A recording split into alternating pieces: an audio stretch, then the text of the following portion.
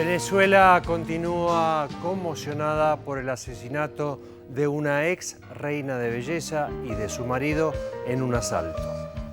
La masacre contra esta joven venezolana, querida actriz, Mónica Spear, su esposa, su hija, es una bofetada para todos, pues. Cada quien tiene que asumir su responsabilidad, yo asumo la mía. El doble crimen de una ex reina de belleza y su esposo, ocurridos durante un asalto en una carretera, impactaron de manera singular en la actualidad y en la sociedad venezolanas. ¡Miss Trujillo, Miss Venezuela! De gran popularidad por su participación en varias telenovelas y con residencia en Miami, Mónica Spear, Miss Venezuela 2004, y su esposo, el empresario irlandés Henry Thomas Berry, fueron asesinados durante un asalto en una autopista del estado de Carabobo frente a su hija de 5 años, quien también resultó herida. Ya se encuentran detenidos 7 de los integrantes de la banda que participó en este hecho. La investigación policial, que ya redundó en la detención de los principales responsables, indica que Spear y su esposo, quienes se encontraban de vacaciones, fueron víctimas de un modus operandi muy usado por los delincuentes de caminos. Un obstáculo en la ruta que obliga a los automovilistas a detenerse y a aguardar la llegada de auxilio. Por motivos que aún se desconocen, la pareja que se había refugiado dentro del vehículo fue atacada a balazos. Gobernadores, gobernadoras de todos los estados del país, muchas gracias por venir. Son bienvenidos acá, a esta casa de gobierno. Aunque el crecimiento de la violencia y los índices de criminalidad no constituyen un fenómeno nuevo en Venezuela, el amplio despliegue suscitado por este caso en los medios de comunicación y el debate en las redes sociales movieron al gobierno de Nicolás Maduro a tomar cartas en el asunto y convocar a una reunión de gobernadores y alcaldes para reforzar los planes policiales y de prevención del delito. Maduro estrechó incluso la mano de Enrique Capriles, el principal líder opositor, quien, a pesar de que aún no reconoció de manera oficial a su gobierno, se ofreció a participar junto con el oficialismo en el diseño de una política integral de seguridad. Algunos podrán frotarse las manos y decir, por esta vía es que vamos a destruir a la revolución bolivariana y a Maduro, ¿no? El principal problema para un análisis objetivo de la situación de inseguridad en Venezuela deriva del hecho de que el tema se convirtió en parte de la batalla entre el gobierno y la oposición, lo que incluye a los medios de comunicación que espectacularizan la información privilegiando únicamente los enfoques que pueden dañar al chavismo. Juro delante de Dios. En 1999, cuando Hugo Chávez llegó al poder, se registraban en el país unas 5.000 muertes por hechos de violencia y la inseguridad ya era una preocupación de los venezolanos sin distinción de clases sociales. 15 años después, las estadísticas oficiales de criminalidad se han incrementado. Durante el año 2012 se produjeron 16.000 muertes en hechos delictivos, 43 por día. Según la organización no gubernamental Observatorio Venezolano de la Violencia, en cambio, los muertos a causa de la violencia habrían sido 24.700 durante 2013, una cantidad similar a la de Honduras y El Salvador, que están a la cabeza del ranking de violencia en Latinoamérica. Sin embargo, esta organización reconoce que la mayor conciencia de la población, las tendencias inhibitorias en el comportamiento de los ciudadanos frente al miedo a ser víctimas del delito y las políticas de seguridad implementadas por los gobiernos nacionales y locales contribuyeron a que las estadísticas no hayan registrado aún una mayor aceleración. Hagamos un esfuerzo superior, extraordinario, diría yo, para ir llegando a un plan con capacidad de impacto sobre la realidad y de transformación de la situación actual. Tras el caso Spears, Maduro anunció un nuevo plan venezolano de pacificación para combatir la violencia a la que describió como cercana a una guerra social y anticipó la incorporación de las Fuerzas Armadas a las tareas de patrullaje. Llegaron y los masacran, pues una masacre. Una violencia que es un tema que es un mal que tenemos, el tema de la violencia social. Como parte de la iniciativa oficial, representantes del gobierno recorrerán todas las regiones del país para reunirse con gobernadores y alcaldes y discutir estrategias para reforzar la seguridad, según informó el ministro para Relaciones Interiores. La sensación que tuve fue... En medio de las crecientes demandas ciudadanas, el mandatario realizó además varios cambios en su gabinete, prometiendo ajustar y mejorar la marcha de su gobierno de cara a su segundo año de gestión.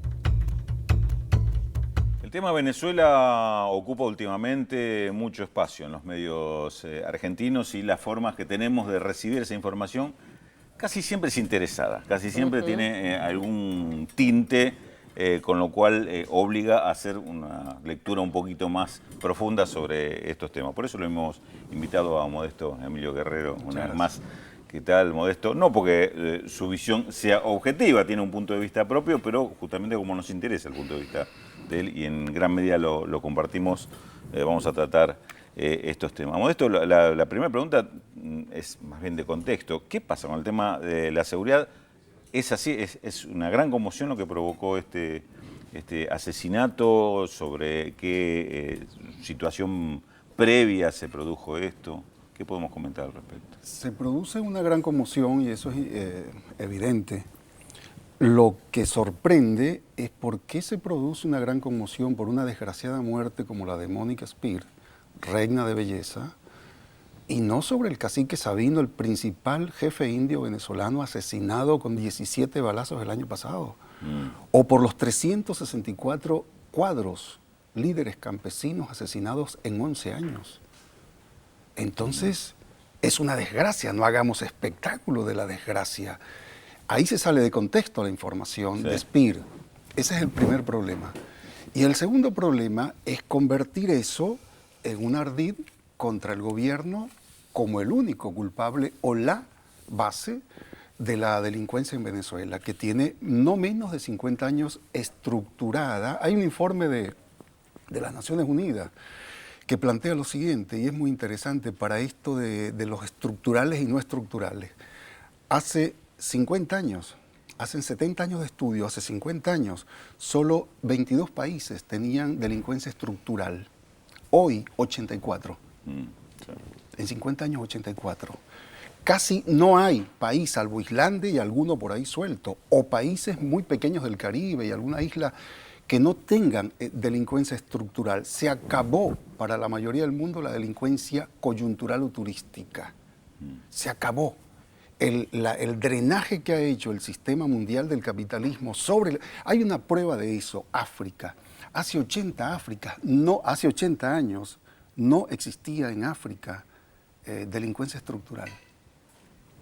¿Y cómo es que 80 años después, pasando por las revoluciones del 40, del 50 y del 60, y la destrucción de las comunidades africanas, pobres pero autosustentables, tejidas socialmente, se ha producido eso? O eso lo puedes probar luego en Centroamérica, en cualquier país que te metas.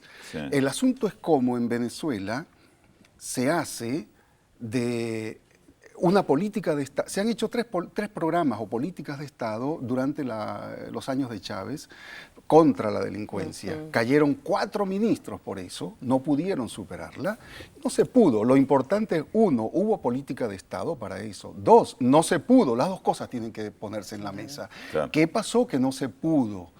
¿Por qué no se logró Eso combatir? Te quería preguntar yo, ¿por qué no se pudo? Porque efectivamente hubo varias misiones. Ahora acá hubo la misión Patria Segura. Patria Segura. Sí. Hay programas incluso alternos ahora, de la misión. El 8 de febrero va a haber una nueva misión. Así que es misión pacificación. El peligro de esas misiones, ¿cuál es? ¿Qué pasa que no? El peligro de las misiones es que quede en una estructura, en una superestructura, en una incluso sana intención, sin que eso se estructure.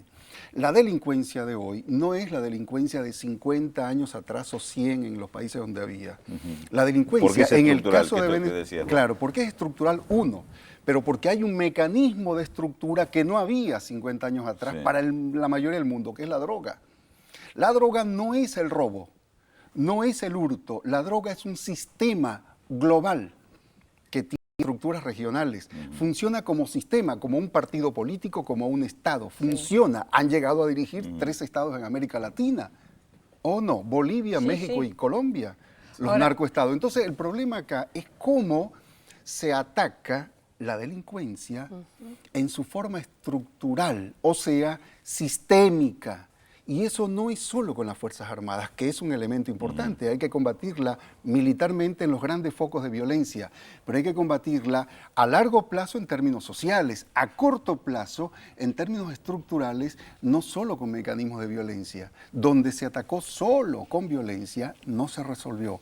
Donde se atacó en forma estructural con las organizaciones sociales, además del largo plazo de la economía y recomponer el tejido, allí se pudo controlar. Y hay un ejemplo en Venezuela, que es Barquisimeto. Escúchame, justamente por eso quería, lo que vos decís me viene perfecto para la pregunta, porque esta misión que va a anunciar el 8 de febrero apunta a, yo te repito las palabras de Maduro, al cambio de valores, un cambio de cultura, y de hecho el lunes hay una reunión con los directores de las televisiones, de los cables, donde se intenta justamente sacar, reprogramar la programación de los canales para que no se repita la situación de violencia que, según esta teoría, produce odio, produce paranoia y produce obviamente desestabilización.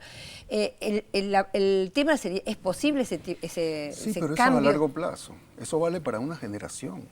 Segundo, ¿cómo le cambias la mentalidad del lucro privado que solo lo produce el comercio de la delincuencia, el sexo y el deporte en la televisión mundial, a los dueños de los canales de televisión o de las productoras mundiales? ¿Cómo le cambias ese criterio de ganancia individual que solo crecerá si es por la vía de esos tres mecanismos de televisión, y no crecerá si es por programas educativos, recreativos, de cualquier tipo, que son tan buenos como los otros, pero los otros, como está demostrado, generan inmediatez, necesidad y consumo, y ese consumo va de la imagen de la violencia a la imagen del aparato, del adminículo, del instrumento, del celular, del comercial, del cuerpo de la mujer. Es una cadena, eso ya está probado. Una cadena que involucra instituciones y culturas. Ha producido Nicolás Maduro un cambio de gabinete también. ¿En qué medida esto también resuelve el tema de la capacidad del Estado de poder intervenir en el conflicto y resolverlo? Para la cuestión delincuencia. Delincuencia y abarcando los problemas económicos y sociales que está teniendo. Más grueso, sí.